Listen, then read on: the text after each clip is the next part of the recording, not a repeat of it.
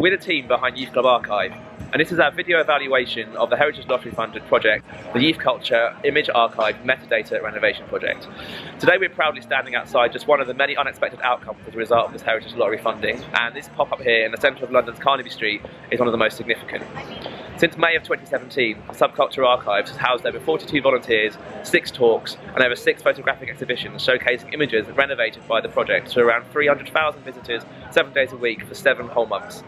With our long-term goal to open the Museum of Youth Culture, we identified the need to renovate the outdated metadata attached to the images of our Youth Culture Photography Archive in order to make our archive as understandable, accessible and future-proofed for the next generation. We founded the archive back in 1997 as a response to a lack of real authentic photography documenting Britain's social history. Over the years, much of the information applied to the images had even been carried out by the photographers themselves. When we formed the non-for-profit Youth Club in 2015, we identified the need to fully research and standardise the info behind every photograph to ensure their longevity as outstanding documents of our social history. This project has meant that for the first time we've been able to reach a record number of demographics and age groups, both through our busy pop-up on Carnaby, but also through a rapidly growing social media reach, largely bolstered by our newfound ability to collaborate with like-minded organisations through the credibility that Heritage Lottery Fund brings. At the beginning of this project, we set out to restore accessibility and understanding to 15,000 archived photographs, to recruit a project manager and a keyword specialist supported by a programme of 36 volunteers. We set out to conduct 6 photographer talks, to produce 6 exhibitions, 4 university visits at the University of Creative Arts, and to launch a brand new website to support the content, all supported by a press campaign with our press partners Dazed and Confused. For project recruitment, we advertised for 2 roles. One was a project coordinator, another a keywording specialist. We advertised these roles on ArtsJobs and the University of London's Creative Opportunities. Both positions received 39 applicants and we held 4 interviews. The successful applicants were taken on board bearing in mind their skills, their knowledge in context with the subject matter, and also by taking issues such as diversity into account. As a result of the recruitment for the project, we've taken on 1 permanent member of staff full-time, that's the keywording specialist, and we've also taken on our researcher as a full-time member of staff. These roles will continue indefinitely after the project. Our volunteer programme saw 42 volunteers trained over a 6-month period. It was the first time that Youth Club Archive had ever embarked on a volunteer programme, so our project coordinator had a fantastic expertise and background in employing young people, especially from disadvantaged backgrounds. So we really used her expertise to make sure that we employed a really kind of meaningful and kind of exciting volunteer task force, especially those that are going to really benefit from working in photography and also working in heritage too. One of our volunteers said at the end of the project, I like the vibe of the archive. It was really chill and cool. Hopefully it will help me in the future get more archival and cultural placement looking at cultural heritage. There was a real excitement behind the work. Working with youth culture and subculture content I think is quite unusual for opportunities within heritage. So we really found that we had a really passionate group of people working for us. We also found that some volunteers even continue to work with us after the project, and we have some that we have a relationship with now who come in maybe once a week, once every couple of weeks, just to help with our keywording as the task is ongoing. Another nice quote we received from a volunteer was that it was a very nice environment and everyone was really nice. The photos that I worked on were really interesting. And I think that was really, really nice for us to understand how people are going to be able to benefit from working with us. Obviously, if we're launching a volunteer programme, which we will continue to do from now on, we want to make sure that it's meaningful and going to directly benefit the people helping us out. So this project and the funding that allowed us to do this really helped us understand how volunteers can benefit our organisation in the long run. We've actually now partnered up with the Mayor of London's volunteer programme, which will be launching in June this year. This is going to be kind of an initiative across London which will encourage young people to volunteer for benefits. So we are essentially joining that organisation, and that's definitely as a result of this project. Our project coordinator wrote us a few words to kind of evaluate her experience working with the young people. And she said, "It was very valuable for Youth Club to work with young people, as it highlighted the relevance of the collection of youth of today. It was great to see young people engaged in the archive and making their own connections with it. I think it added value to the collection and showed how important it is that such histories are recorded so that they can be preserved, shared and learnt from by later generations.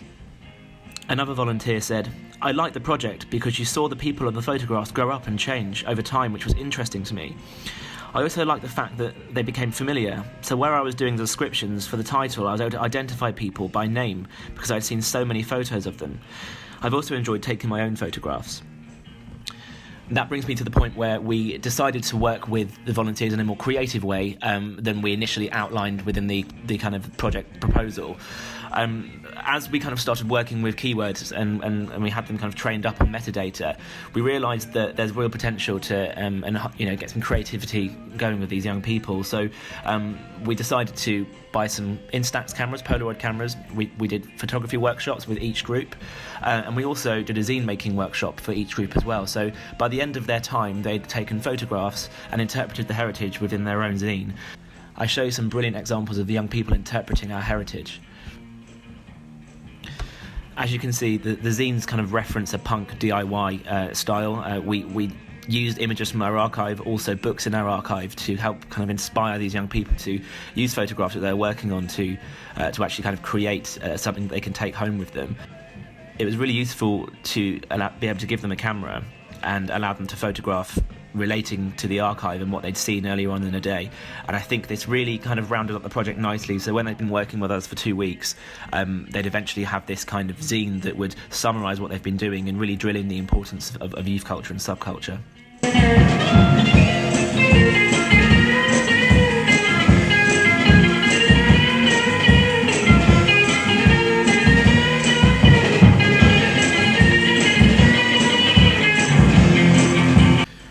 One of our most proudest achievements of this project has to be the subculturearchives.com.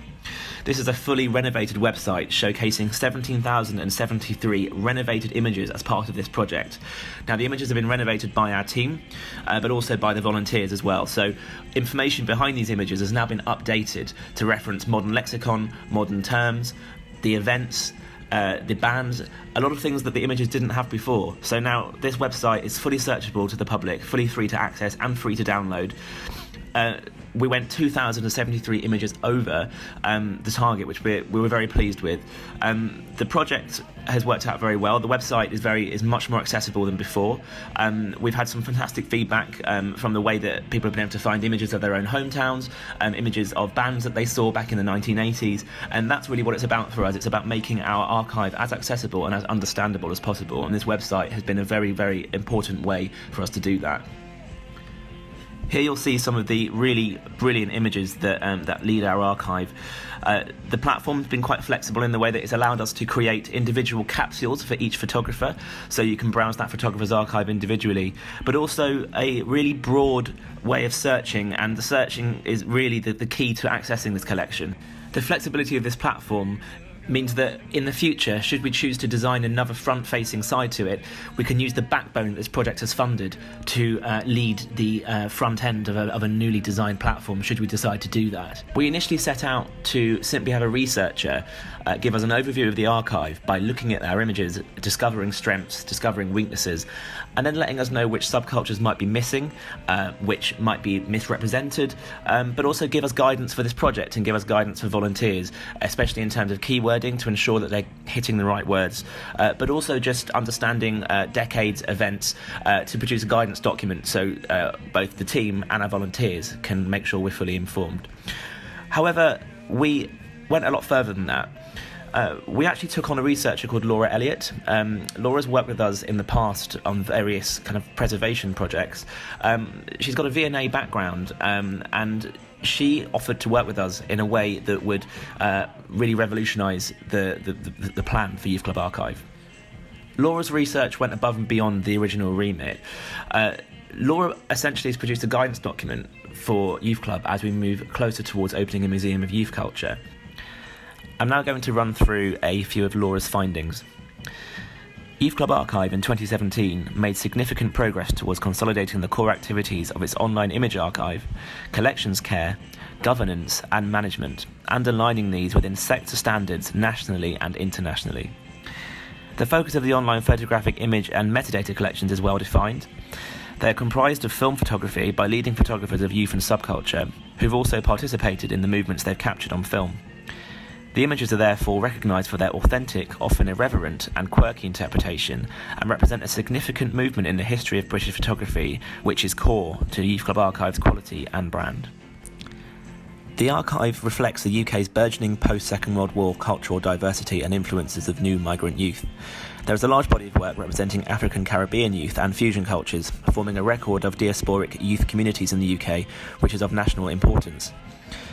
Diversity of gender, sexuality and social class is also recorded and celebrated, documenting important cultural developments.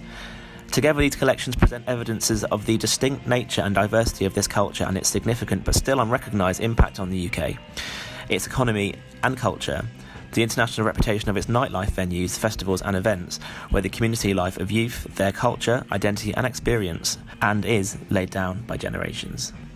The collections authentically reflect diverse British youth and subcultures, celebrating self-expression, energy and passion, used in the body of exhibition work, often co-curated and/or in partnership with some of the best-regarded cultural organisations for youth culture in London.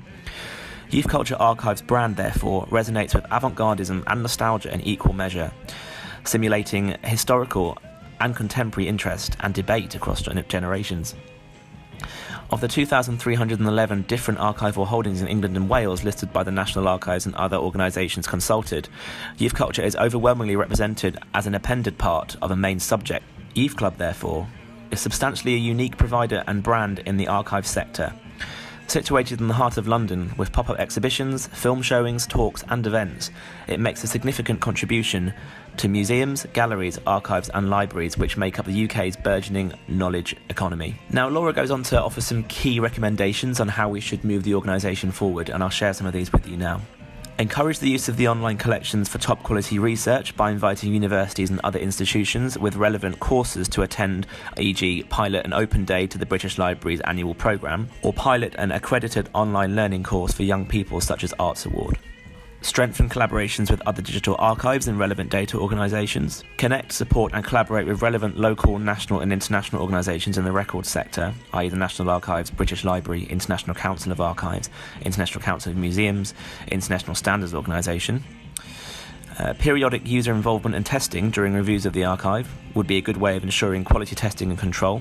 Continued consultation and partnership, working with others in the sector, would also make an invaluable contribution to the process. A working definition of youth and subculture and glossary of terms users can refer to if required. A clear strategy framework for managing the collections, including an acquisitions policy, a glossary of terms and metadata hierarchy and strategy, is required as the collections develop and grow and is used more widely. Now, going forward, this is something that Laura will help us on as the organisation moves closer to opening a museum. So it's really brilliant that this research has really enabled us to take on Laura in a long-term and committed way. This document has now been printed out and will be shown to new staff, volunteers, and will be referenced by the team as we move forward to opening a museum of youth culture and Youth Club's activities continue over the years.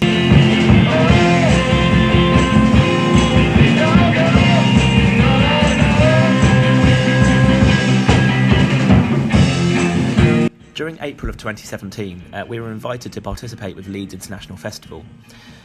Normally we wouldn't be able to do this because our funding wouldn't allow it. However, having this Heritage Lottery funding, it enabled us to actually go and participate with this festival and bring images from our archive to Leeds. We didn't have any plans originally to go outside of London and do anything else in the rest of the UK. However, we saw this as a real opportunity to showcase the archive with an entirely different part of the country and maybe even gather more archival content as a result of it. The exhibition went on for 2 weeks and it accompanied a very technology-heavy festival. The festival was originally about VR, about virtual reality technologies, and also about innovation with lighting and essentially digital practices. We were really adding a cultural backdrop to this offering, and we found it so beneficial because it enabled us to collaborate with Dr. Martens. They actually brought in a VR unit, so members of the public could watch a Dr. Marten boot be made in a factory, so it was entirely relevant to the images in our archive of skinheads and of punks wearing Dr. Martens. It was a very family-orientated event, so especially on the weekends, we had lots of people talking to us about their own subcultural history, about their youth culture growing up in Leeds, and we gathered all these stories on a pinboard, which you'll see in one of these photographs. The exhibition itself looked fantastic. It was a real mix of subcultures and youth cultures, and not many people in Leeds had seen anything like this before, and it really made us understand why the archive will expand and we're not just going to be London-centric in the future. Around the same time in 2017, we got offered a brilliant space in Camden. The space was in Camden Stables Market. It was actually on the top floor, and at perfect timing, it offered us the ability to put on an exhibition, house volunteers, and also house our project events. We couldn't have asked for a better location. The exhibition that we launched was called Unite and Take Over. We launched this as a response to recent kind of protest and activism within young people. We gathered all our photographers in our archive, images that had been renovated so far, and showcased these with a series of events. We had quite a lot of press for this, and one journalist said, "Unite and Take Over is a reminder that anything is possible once the group comes together as one." And we really feel that's a positive message, and that's what we were trying to bring across. It featured over 3 decades of photography, right from the 1980s up to the mid-2000s. All the photographers involved were part of the Heritage Lottery project, and it was a really exciting way to kickstart our public-facing events for this project. Certainly one of our most public and talked about outputs for this project is the Subculture Archives pop-up shop on Carnaby Street. So after about a month and a half in Camden, during May we got offered a space on Carnaby Street. Of course, this was a fantastic opportunity for us and perfect timing, because it enabled us to showcase the project, showcase the work that we're unveiling, also house our volunteers in a central London location, and house our exhibitions in a fantastic central London location too. There's also a great opportunity for fundraising, also a fantastic way of having presence, receiving press. The project was a huge success. We're actually still in the space as we do this evaluation. We're probably going to be there for another couple of months, and we really don't think we would have been given this space if it wasn't for the credibility of Heritage Lottery. It's fantastic to be able to have the Heritage Lottery logo on the front of the store as well. We're obviously very proud of this funding, and it enabled the public to ask a lot of questions. They asked questions about why this is heritage, how we're preserving it, but also we received photographers' work. We took on new images for the archive. We met many connections. We met cultural connections, business connections. So this pop-up has probably been one of the most significant and most important and beneficial outputs that Youth Club Archive has ever participated in. As you can imagine, the location had fantastic footfall. We can see that from May to December 2017, we had over 100,000 people attend the store. We also had 25,000 people visit the exhibition that we conducted at the end of the project, which we'll speak about later. We also have had about 700 people attend all of our talks and exhibitions combined. As you can see, participation was key within this pop-up, and whether that was a talk, a screening, or even people using our photo booth, people really did go away with a sense of connecting with the past, and that's really what we're all about.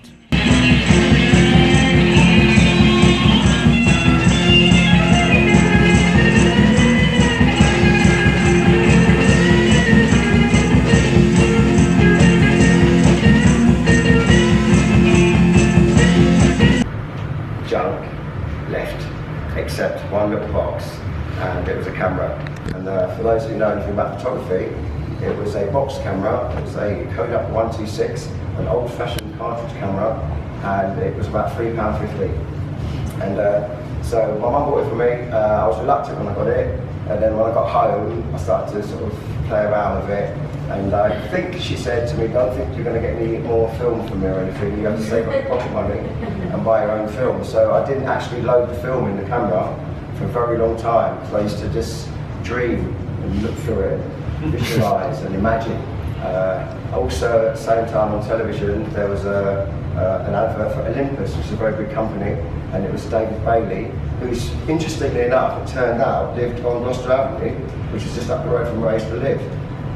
So I used to watch this advert on TV, and it was about the Olympus trip, and I imagined, oh God, I could get one of those one day, so I really got into photography. So the first photograph here, this photograph now, is my mum at home in Primrose Hill, which is very much what I used to do when I first started taking pictures. I'd take pictures of my family, I'd take pictures of my friends, and I'd just take pictures of people and inanimate and objects of landscape or still life or whatever, because I was just into the idea of capturing stuff. I had no idea I was going to do music photography or love. Thank you so much for coming tonight. It's a real honour to be here and to see you all here. I'm very honoured to introduce a local dance troupe, as you can see them. I believe they're called Manifest, and their Art Can Be Better dance group, which is Damien's main thing. So if you'd like to put your hands together, I think we've got...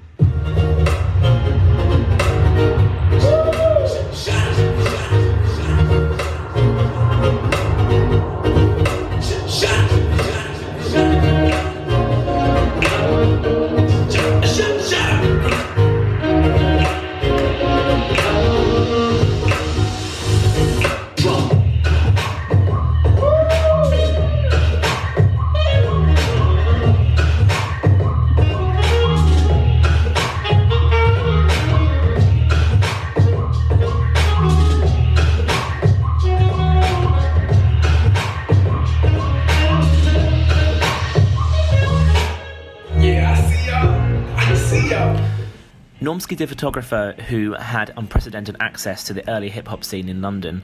He's really well respected as somebody who documented the scene in a very objective but also evocative way, with working with the music himself, and the fact he's now a DJ and he's been a radio presenter too. His kind of insight into this really influential youth culture has been hugely important for us in the archive. So we felt it really fitting to invite Normski to begin the project and kickstart our talk programme. Fantastically, he brought a dance troupe called Manifest, which is a young group, teenage, between the ages of 12 and 18. This group performed a breakdance session, and this was a really great way of bringing both Normski's photographs that were on display to life, and also just kind of engaging the public in a different way that we'd never really done before. The night ended also with a DJ, and the DJ played music from the period of early hip-hop, and it was a really fantastic kind of all-around multidisciplinary evening. Gavin's certainly one of our most popular photographers, and we thought it's really important to get him in doing a talk in the early days of the project so we can really pick up that press. Gavin's work documented the skinhead scene, the second wave of skinheads in the 1980s, and his work is so evocative it's been seen to inspire all sorts of films and also many, many photographers. The film This Is England was seen to be influenced by Gavin's work because the way that he documented skinhead culture felt so authentic, and I think people feel that they're almost taken back to a different time. We held two talks with Gavin. We thought, let's do a talk with him in Leeds because we know that he does bring people down, and it's difficult for us to bring a big audience if we're not that well known. So with Gavin's name, we decided to work with him there. That was fantastic. We had people drive from other towns in Yorkshire to come and see him. I think we had a member of the public tell me that they've driven for about an hour just to come and see him when they heard that he was talking in Leeds. So that was fantastic. We also then held a talk with him at the Subculture Archives to kind of really christen that space. Very well attended, busy events, and the discussions and the Q&A after Gavin's talks are always really lively and often go on for longer than the talk itself. We drove into the car park, and immediately the off-duty policemen who were in the car park all came over to this little grey Volvo that me and my friend was sat in, and they were in the window going, "So boys, what's the intelligence? Where are we going? What's up?" Clearly mistaking us for undercover policemen coming to report it. And that's like you're talking to the wrong people. And that's we just, When the police charged into the park with on horseback, and that's one of the things that really... Well, absolutely.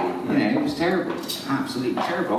I had my truck parked up outside the Brazilian Embassy in Mayfair, and I had my girlfriend with, and it just got to the point where it was too dangerous, so we just retreated to my truck and went back to the truck and made a cup of tea, sat inside. I was just like, I can't photograph that any longer. Half an hour later, after we'd been kind of getting some downtime, we peeked through the curtains and the entire road was full of reinforcements right up its tooled up to the max. Coming, it was, you know, to me it was clearly planned, executed, and of course, you know, you've got kind of. I've never worked for newspapers, journals, because I've always considered that to be kind of like, you know, to be part of the problem really. Our media are owned by right-wing millionaires, and you know, people like Murdoch, and they are complicit with government, so they will always take the side of government authority on you know, as opposed to the people who are involved.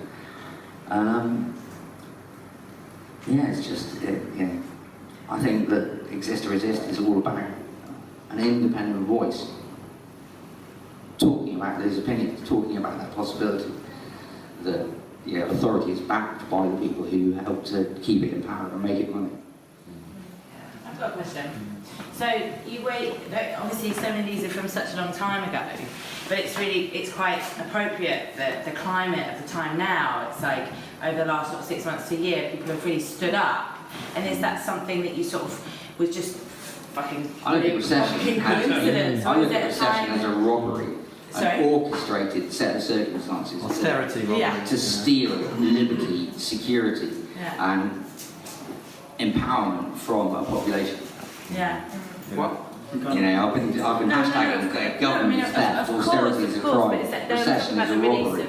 The release of your book obviously is such a great time to like bring in young generations that are finally standing up and finally listening and hearing this sort of thing that was happening such a long time ago. Is it something that you're waiting for? But it's not such a long time ago. It's within our lifetime that this has happened. Sure. A culture grew so powerful. I'm only a young Not even punk rock got government to legislate against it. She's asking you a question though. She's saying, was it If it was a coincidence. Was it coincidence that you released it at this I don't time? know, I think it's all planned. I think it's all part of a big plan. Well, the release of your book was planned. The release of my book clearly planned, but it's been coincidental just how much that it has, you know, come at the right time. And touched the nerve of people, I think. Very necessary. I'm not call myself an anarchist, I'm not a revolutionary, I believe in government massively. I just do not believe in the parliament that administers that government in this country.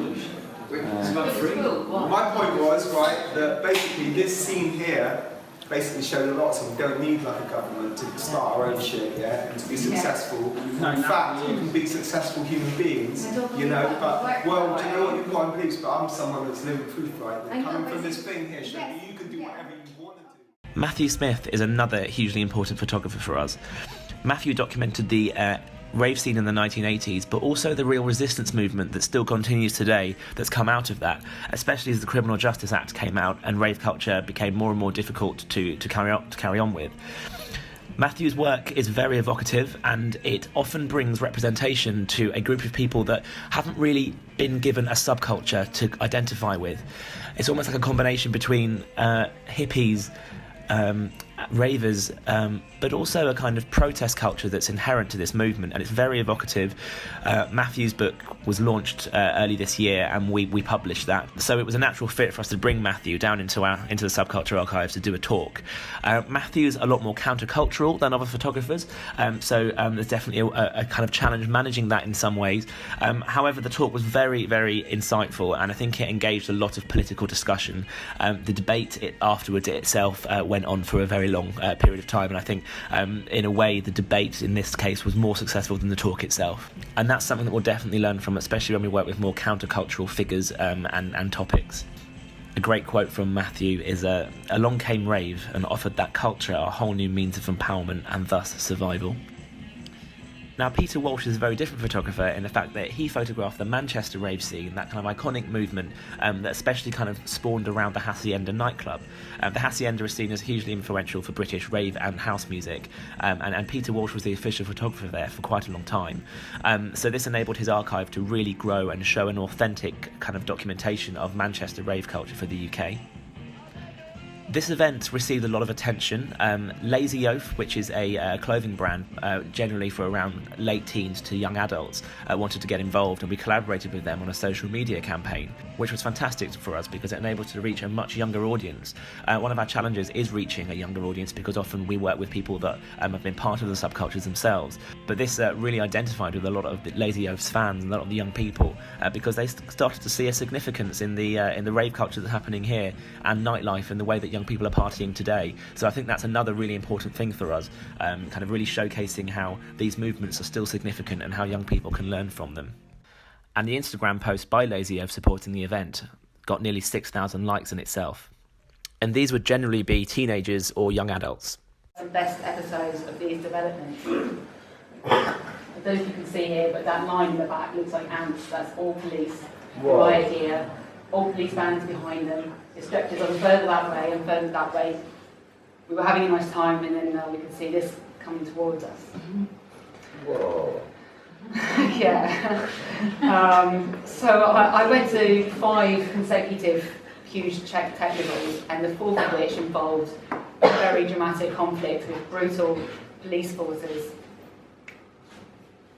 I actually got a battlefield wound here, hit by a fragment of a flash stun grenade in my leg. But it was nothing compared with the life-threatening injuries that so many others ended up with, and one person even died at police hands. This disastrous clash led to a great national outcry by ordinary Czech citizens about the police brutality, which eventually led to the overthrow of the then current government. Just as restrictions in the UK led to migration into Central Europe, government repression led the rave road further into Eastern Europe and beyond. One day in 2008, I was looking at Facebook and I saw a post saying Middle East Tech to be held in Jordan. I didn't even need to click on the link. I knew wild camels wouldn't stop me from going. Because I've always been drawn to that part of the world because I was born in Qatar. The happiest memories of my childhood are camping in the desert every weekend, clambering over sand dunes, swimming in the Persian Gulf, and drinking camel's milk and passing herds before my family moved to London. Although the Facebook group had hundreds of members, one by one the definites became maybes and eventually dropped out. So I ended up travelling alone and soon realised that I was it as far as UK representation. The organisers hit hurdle after hurdle and almost gave up. Half of the French crew, which is the main crew, turned back in Turkey, and the remaining truck almost didn't make it through the last border until a personal deal was struck with the authorities by the Bedouin contact. People arrived at the meeting point, and bit by bit we were all ferried by this pickup into the heart of the desert in pitch black night. Even the last 100 metres was a challenge when the rig truck got stuck in the sand for hours, and luckily an Austrian couple turned out of the blue and came to the rescue with their army truck. And the setup began. Our host made a fire, and to everyone's delight, the music started just in time as the sun was rising over a very surreal, lunar-esque landscape. It was a magical moment. The dream had become reality, and there were plenty of tears.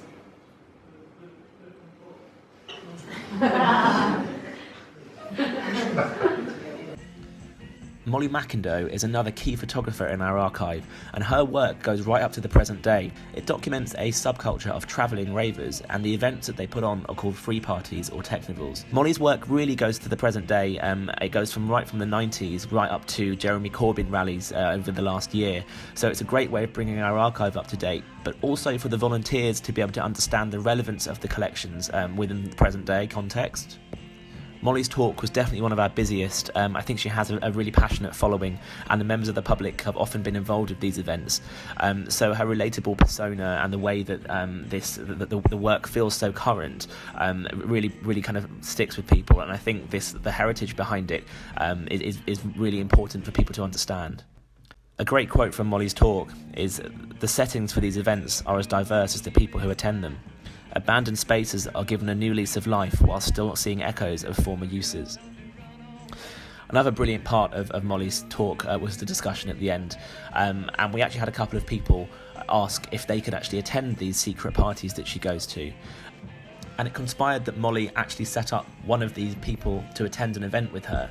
The lady was probably in her 60s, and she said, I really want to experience this, how can I get involved? And that's fantastic for us because it's a way of people really coming to see the work, but then getting something physical out of it and going to an event and finding a new way of enjoying and expressing themselves.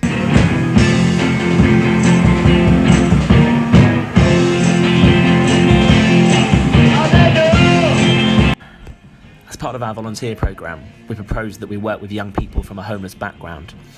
Upon consultation with our experienced project coordinator, she outlined that there may be an issue with bringing people from a homeless background to work on an archive and work in front of a screen, where they may have bigger problems to be dealing in their own lives. So she encouraged that we reach out to another organisation that's already managing homeless people in a way that would enable us to make sure that we're actually benefiting their lives rather than hindering them. We found this brilliant organisation called Accumulate. Accumulate work with young people from a homeless background, often in hostels, who actually want to work in photography and would really benefit from any photographic experience. Working with Accumulate was a massive learning curve for Youth Club Archive, and we invited a group of 4 young people into our space. We enabled them to set up their own backdrop. They could draw whatever they like, and then we offered them a chance to take a self-portrait on black and white film. So we gave them the skills, photographic skills, but we also showed them the archive, and we showed them images by our photographers, often images from the 80s, 90s, 70s, of people that have photographed themselves in almost a kind of pre-digital selfie, but we made sure to kind of outline the fact that our photographers aren't from advantaged backgrounds and they have had to work their own way through adversity to reach the status that they now have. Maurice Cumber, who leads Accumulate, gave us a really lovely statement, which I'll read to you now. Accumulate is a charity that provides creative workshops for young people who are homeless and living in hostels and temporary accommodation. A high proportion of our participants are from ethnic minorities, from care home backgrounds, ex-offenders, or have suffered from abusive relationships. Creativity gives them a means to express themselves, explore their emotions, and engage in something meaningful and positive, and which gives them confidence, a feeling of purpose, and self-value. Accumulate collaborated with Youth Club on a photographic project based around self-expression, graffiti, and identity. The participants were introduced to the Youth Club Photographic Archive, took place in a discussion around certain youth movements that related to them, their lives and cultures, including grime, scratch, and hip-hop, and then went on to create their own backdrops, which they posed against for a film-based self-portrait. The activity that followed this became a very positive, energetic and inspirational experience. One participant said repeatedly, "I absolutely love this." It was the first time this participant had engaged in a creative workshop through the hostel and became a pivot point in her own self-development. Accumulate and Youth Club are now planning on delivering more collaborative creative workshops together. There was a shared purpose between the two organisations of celebrating the energy, power and potential of young people. Building on this will benefit both organisations and their audiences, but most importantly, it will develop and enhance their understanding of how creativity, culture and collaboration can empower and deliver positive experiences and impacts for those on the margins of society who often do not have access to or feel part of mainstream arts activities. Working with Accumulate was hugely inspiring for Youth Club Archive, and it enabled us to understand how collaboration is going to be so important for us going forward. I don't think we would have been able to do a collaboration as successful as this if it wasn't for our Heritage Lottery kind of credibility behind us. However, this is now going to really pave the way that we move forward. As Marie said in her statement, we will be working with them in the future, and we've actually, since writing, we've actually already done a participation workshop with them in the Barbican. As part of the project, we set out to conduct 4 university visits with the University of Creative Arts. We really wanted to see how the archive could be interpreted by young people. The long-term vision for Youth Club Archive is to have a functioning education programme. So this is a really brilliant opportunity to work with universities and be funded to do that. We already had an ongoing relationship with the University of Creative Arts, and this was a fantastic way to integrate with their modules and make sure that we're actually offering a benefit to students rather than a bolt-on, which we didn't want to do. We collaborated with the University of Creative Arts Fashion Promotion course, and we worked with the tutor there to conduct a module and a programme that would fit within their current offerings to students. I'm going to read a quote now from Tony Carolambus, who is the leader of the course. The recent collaboration between Youth Club Archive and the final year BA Honours Fashion, Media and Promotion students has yielded a series of fantastic outcomes that would not have been possible without the invaluable archive material and support that Youth Club Archive provided throughout the project. There has been an incredible emotional punch to the project that has resulted in students engaging their parents in contributing to the images and stories inspired by the archive across subcultures. To have engaged a younger generation to reconsider and reactivate the past, to appreciate the connections between music and fashion, and then be challenged to marry the past and present to the future through social media and other appropriate channels, has been an incredible learning curve for many of our students, and this knowledge will infect their final major project. We could not have asked for a better client or live project. Now, we began this collaboration with a visit and workshop with Ted Porhemus, the youth culture anthropologist. So he conducted a very successful talk on the history of fashion and its relation to subculture. So we used images from the archive to help illustrate Ted's talk. Ted being the figure that he is, students found it fascinating, and we had brilliant feedback from that. And that was a real hotbed for us to start working with the students in a really active way from there on. From the elite through to people like my mother, who buys a copy maybe a year later of this new look silhouette, tight in waist, flaring skirt. Because everybody wanted to follow that fashion. Okay? So think about that on the one side. This is the new look in fashion. Paris, Dior, this sort of dictatorship. 1947, July 4th, 1947, in a town in California called Hollister, which is not to be confused with the fashion brand. On the 4th of July, they were holding a sort of motorcycle rally, and a bunch of these sort of juvenile delinquent motorcyclists. Has anybody seen the Wild One with Marlon Brando? Black leather jacket, greasy jeans,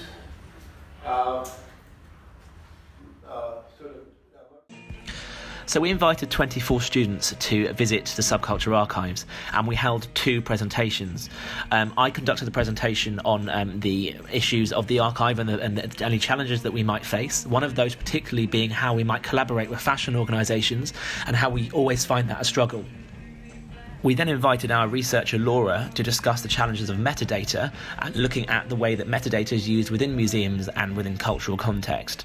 This really gave the students a new insight into a world that they hadn't quite worked within before. And we conducted a project where we, as the clients, asked the students to come up with creative solutions to the problem. The problem being, how can Youth Club Archive collaborate with fashion brands? So we had the hour-and-a-half presentation and briefing at number 3 Carnaby Street in our pop-up. We then went on to conduct a visit at the University of Creative Arts, where we gave the students feedback on their initial proposals. We then went back to conduct a mid-module workshop, where we worked with their ideas and helped them develop that further.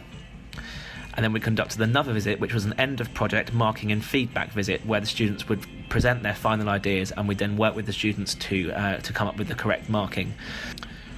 Alongside this, we actually went back at the start of this year after the project just to help with the moderation meeting as well, because we're really keen to keep that relationship going and also support the course and support the university as much as we can. And we really feel that this relationship with UCA is a long-term thing, and we think that this project was a fantastic way to fund us to be able to work with these students, but we'll certainly continue to do that after the project. You'll see here some of the fantastic work and fantastic creative solutions that these students came out with. Some of the students came up with very, very outstanding kind of solutions, and we're now going to be offering them awards, and we've invited them to come back to the shop in February so we can present them with something as a thank you for their hard work and commitment. Some of the outcomes of these students have actually inspired us as an organisation, and we may contact those students to follow up on their ideas. We were really excited about showcasing the project progress and what we'd really managed to do with this funding to the public. So our project closing party was a real kind of rite of passage, and it really enabled us to bring our audience in and celebrate the year's achievements. We wanted to lead the talk with somebody who we'd both met during the project, but also somebody that would bring in a crowd and had the kind of clout behind them to represent the work that we've done this year. We decided to work with Sam Nee, who's a really renowned youth culture writer, and we set up a panel with Laura, who's our researcher, myself from Youth Club Archive, Gavin Watson, one of the photographers, and Molly McIndoe, another photographer.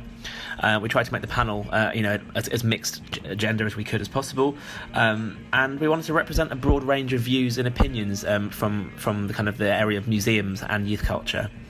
My story is the generation that came of age by the underground scenes of the 1980s, sandwiched between post-punk, e-culture and grunge, have been largely brushed over, written out of history in favour of the more familiar territories that bookend either side of the decade, from 1983 to 1988. It was a golden age for the UK's indie guitar scenes, a moment in which the 60s folk garage punk combined with late 70s punk rock in an unlikely sight alliance that signified a brief return to DIY culture, punk's last gasp, if you like. If you were to walk through the fashion aisles of major museums, you would excuse for believing that we never existed. Were we just a mythical Gold Cup Chelsea was wearing fantasy daydream? Photographs initially, they're just for your own enjoyment and for your friends? It was mundane world. There was absolutely not a way in a million years you couldn't even hypnotise me to guess that there would have been something before. Yeah, you never imagined being published down the line? Or... It's like walking out now and photographing whatever outside now and then go up to people and go, oh look, there's Carnaby Street in 2017. So what? I mean, even in '94 when I done my first exhibition. Time Out refused to come down and review it. Oh, we've seen it all before, who cares about Skinheads? So, and then after '94, after Skins came out, a few more years it became a golden era. And then Shane Meadows released This Is England, and then everything changed. People started to look back and go, yeah, something really incredible happened there.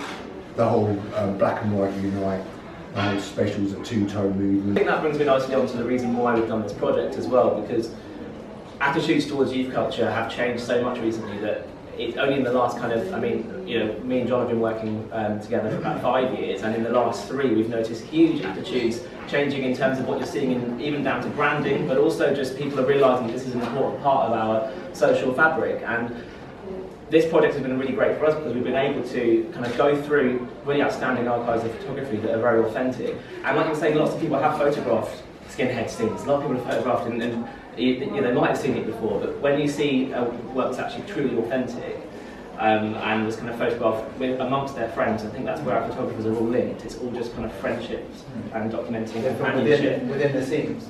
I think that's kind of where you really see that these pieces of our history that are really worth preserving and collecting.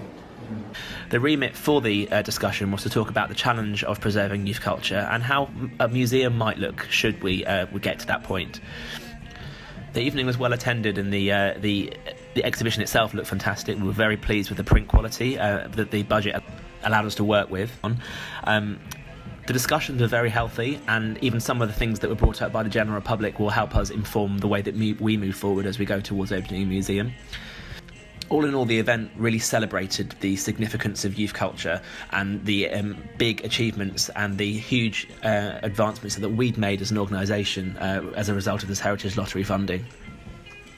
In the evening, we had live screen printing where visitors could take home a Heritage Lottery screen printed tote bag with a postcard pack featuring images from the archive.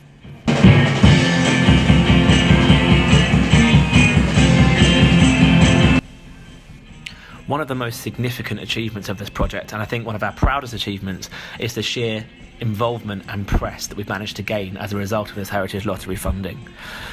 We've gained over 2,550 followers. Our website has gone up on 96.5 increase in page views from 2006. So over the year, we actually had 65,900 page views, which is incredible for such a small organisation like us. We also had a 92.8 increase on our visitors to the site, unique visitors, and that was a total of 25,800 unique visitors. And then a 70.7% increase on 2016 on our website hits. So that totaled in 29,300 website hits. Again, it just really outlines the hype that's going around the archive and the real public interest that this project has helped gain. We also successfully delivered 318,721 emails, so you can really see how our reach has expanded. We've gained 788 active email subscribers, so that's people that have actually come into the shop or they have kind of actually actively subscribed online. We sent in total throughout the duration of the year 37 promotional mailers, all outlining our project progress, but also our events, exhibitions. One of our first key bits of press was the Evening Standard. They wrote about our idea to open a museum of youth culture and how that's been Heritage Lottery funded. That was both in print and online, so that's a huge bit of press for us. Over the year, we also received a lot of coverage for our events from Time Out. That really brought a lot of people down and also connected us with other organisations such as the Barbican Museum of London and the National Archives, who saw what we were doing by seeing our Time Out features. Dazed and Confused are our lead press partner, so every event that we conducted, Dazed would write a write-up on it, which is fantastic, and it's been a brilliant partnership because their reach for young people and the reach for kind of people that are going to be interested in youth culture is huge. We also had great press around the project from ID and also Wonderland magazine, so again really reaching a younger audience.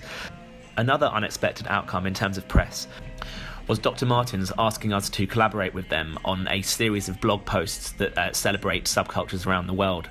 It's called The New Subcultures, and we worked with Dr. Martens to conduct research all across the globe and find representations of youth movements all across the world, especially those wearing Dr. Martens, and that's been hugely beneficial for us and our archive development and research. And now you can see a series of some of our most successful Instagram posts. I think this really outlines the interest that the public is showing towards the work that we're doing. We were also invited to speak on the BBC Radio London Robert Elms show in December to talk about the subculture archives and also just about the challenge of archiving youth culture in general. That was one of the first times that Youth Club Archive has been invited to go on the radio, and I'll attach that clip to the end of this evaluation. Alongside this, around the same time, we were also invited to go on to the Evening Standard's TV programme at London Live.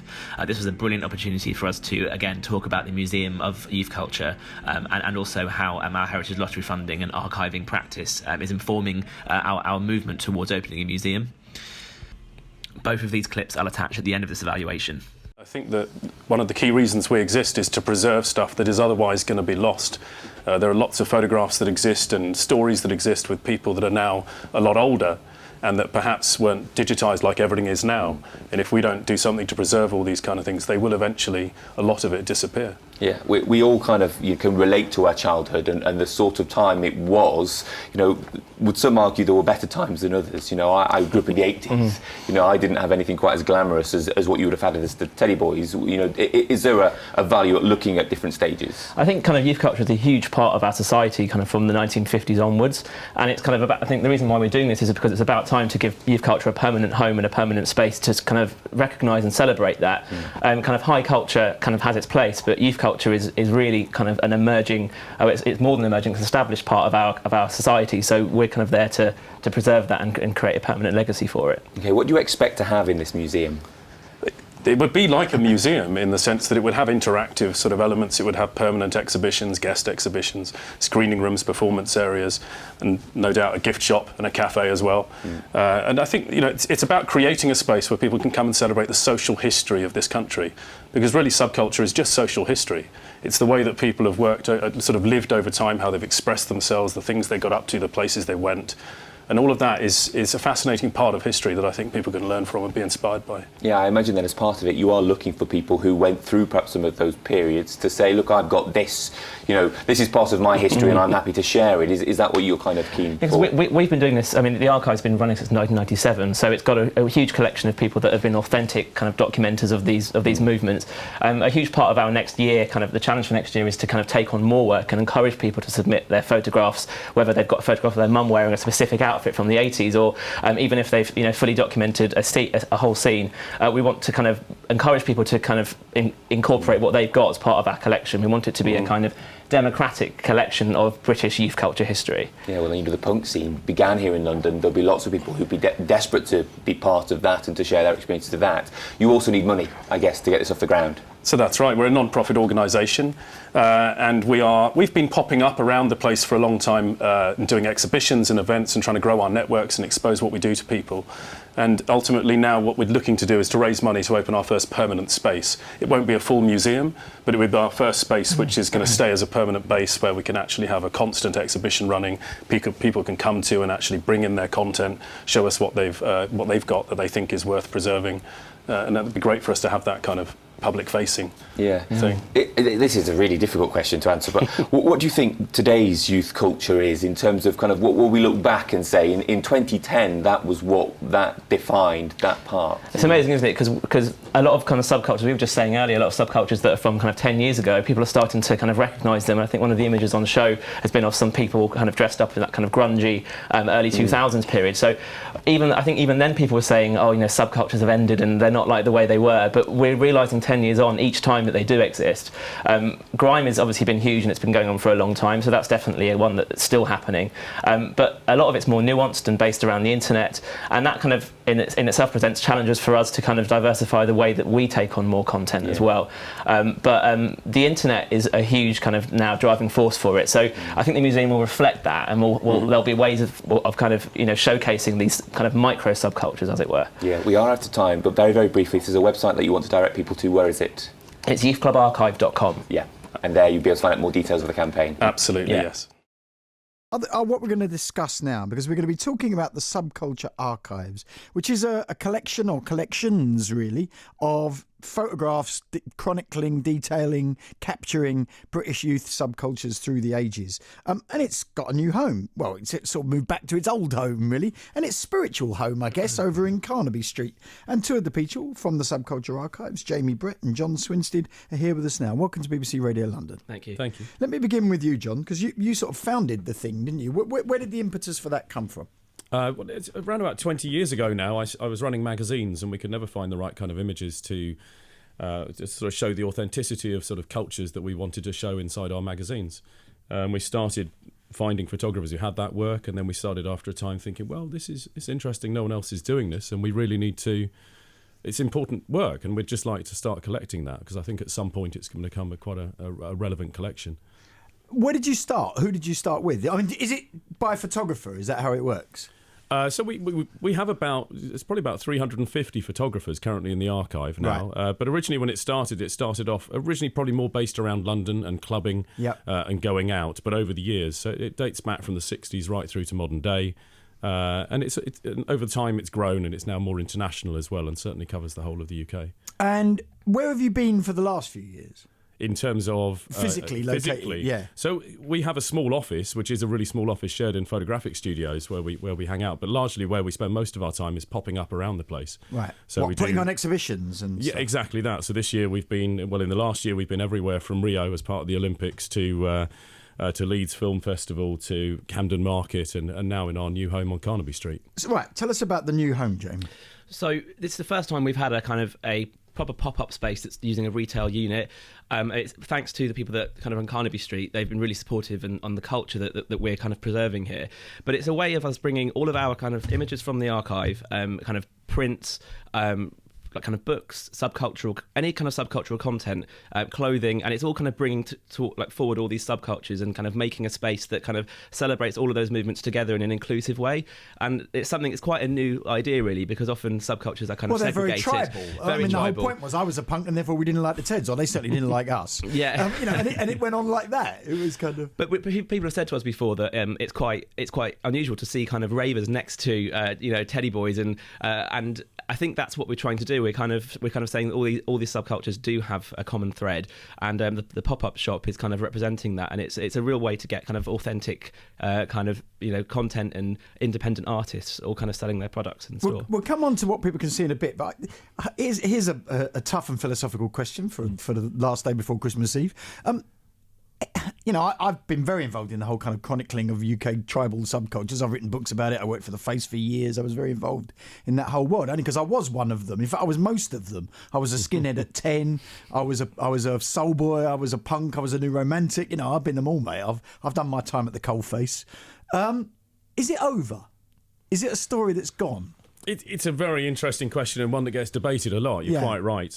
It's not the same as it was. There's no question. There is no obvious culture where people dress the same, listen to the same music, hang out in the same venue, and in that way become part of the group. I guess grime has been the closest, hasn't it? Yeah, there's grime. There's kind of a South London jazz scene kind of going on at the moment, which is really, really interesting. Yeah, and these are subcultures in a way a bit like they used to be, but it's not as prevalent as it used to be. It's more online. It's nuanced. It's definitely something that we're looking for those old-fashioned signifiers, like that shop that they used to buy their clothes from, that record shop, and that was what brought people together, and that was created these really evocative movements. But now you can follow an Instagram account, and there's people all over the world, in Indonesia, in Brazil, all wearing the same thing, and I think that is something that we kind of need to celebrate and take on board as we start to archive more material. Because it was pretty much a uniquely British phenomenon. Obviously, Black America had it, and I often thought it was about a relationship between kind of working class Britain and Black America in many senses. Mm-hmm. But it's sort of gone international now, hasn't it? Well, that's right, and we've been working a lot this year on finding and finding out about subcultures all around the world, because there's an amazing amount of subculture now popping up all around the world. You've got punks in Mexico and sort of fantastic Chinese. There's sort of teddy boys in China. There's huge Japanese teddy boy movement. It's Japanese, So, we've been doing a lot of research with Dr. Martens actually to help them kind of start to look, kind of pan out an idea of what subculture has looked like across the world and what it's looking like now, and that helps us move forward in our goal, which is to open a museum of youth culture one day. In terms of chronicling all of these, I mean, I guess these days everyone takes photographs of everything. But it's really hard to find great pictures of suede heads, for example, because people just didn't photograph working class kids back then, and it was almost exclusively, suede heads, good proper skinheads from the first time round, rather than the sort of 1980s racist variant. All of these ones are really soul boys, difficult to get good pictures of. It is really hard, yeah, you're right. And I think that was part of what we recognised early on, was that actually finding this kind of work was really tough. And as much for that reason, it was really important that somebody did find it and archive it and collect it. It's our social history. It's our British identity over the years. And it should be in a museum of some sort, really. If people come along to Carnaby, where are you on Carnaby Street? Number 3 on the Beak Which Street. end's that? The Beak Street end. It used to be American Apparel. It's at that side, next to the Boots. How long are you there for? We're there until the end of February, at least. We may be there longer, and we're hoping to stay longer, but definitely until that long. So what will people actually see if they come in the shop, in inverted commas? They're going to see really authentic imagery that's kind of been collected over the years. They're going to see kind of independent craft products, even things like mugs that have been made by kind of an anarchist potter in Bristol. It's a real kind of amalgamation of all these different mugs. It is, well, yeah, basically. So there's lots of kind of political statements, but also a lot of music and vinyl related products, and it all supports our cause, which is our non-profit organisation, which is to preserve youth culture history. So it's all kind of supporting the preservation of this really important part of British culture. Yeah. And are you still kind of finding new photographers who've got kind of cachets of this stuff? Because there were quite a lot of amateur photographers who were just out there because they were part of the scene, weren't they? Yeah, and to be honest, they're our preferred option. I think you get authenticity by not trying to photograph something, but actually just being there and taking pictures. Gavin Watson would be an excellent example of that. He was a skinhead with a camera, and that was fairly unusual. There's a guy called Graham Smith who did a lot of the stuff, the sort of the new romantic stuff back in that period. Absolutely, of time. exactly the same. Graham and I went to school together. That's how really. So I think it's fantastic that these people were just normal people, and I think they captured moments and understood things, and people were relaxed in front of them, and I think that's where it really. Are there any more books in the pipeline? Because that's one of the other things you've sort of been involved in, isn't it? Yeah, it is. Yeah, because we obviously launched Exist to Resist this year. There definitely will be more books. It's a huge part of what we're doing, because they're just the best way of getting the imagery out there in a kind of immortalised form, basically. And there's a few more coming up, but they're kind of in the pipeline at the moment. We are working on quite an exciting project for the summer, which is a kind of celebration of the Summer of Love. So we're hoping to have a book. Which one? It's the second Summer of Love. Sorry, it's 88, 89. So that's going to be a bit of an initiative. We're going to try and encourage organisations, brands to all kind of celebrate that period, because it's a really hugely influential part of culture. So I'm sure a book will come out with that as well. Yeah. That's the plan. The Subculture Archive, as you've said, is located at 3 Carnaby Street. You must also have an online, whatever it's called. We do. We've got a website. It's youthclubarchive.com. It is the best way to get information about what we're doing. We're doing some events in January as well. We've got a celebration of video game culture, so people can come and play video games, vintage consoles and stuff in our store, so that should be pretty cool. But youthclubarchive.com. Also, we've got an Instagram, which is Youth Club Social, so you can see all of our images in our archive there. And we've been hearing about all of this from Jamie Brett and John Swinstead from the Subculture Archives. Gentlemen, Merry Christmas to you both. Merry Christmas. Thank you. Lastly, Youth Club Archive would like to extend its sincere thanks to the Heritage Lottery Fund. Without this funding, our organisation wouldn't have been able to achieve huge steps forward to opening a permanent museum of youth culture and towards becoming the centralised location for British youth culture heritage.